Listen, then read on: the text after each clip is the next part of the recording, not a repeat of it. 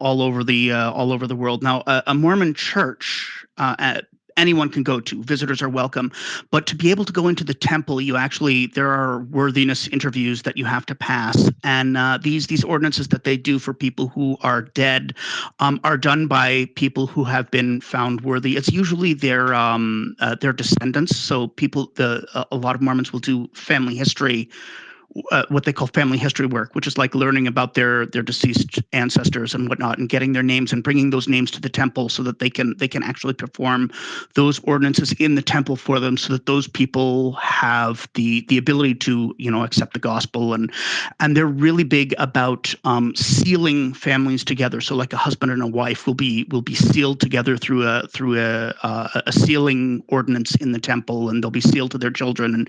And the family unit is a very, very big part of Mormon theology, and creating those links here on earth, so that they can be perpetuated into eternity, is a very big part of the theology for them. Now, so is this they do the this might sound like a weird question. Do the bodies stay in the temple or Oh like yeah, yeah. Sorry, that's I remember because I when I joined the church, I since I found it on my own, my family didn't understand any of this stuff too, and my mom asked me the same thing. She's like, "So, do they like dig the bodies up and baptize them?" But no, they actually use people who stand in by proxy for them.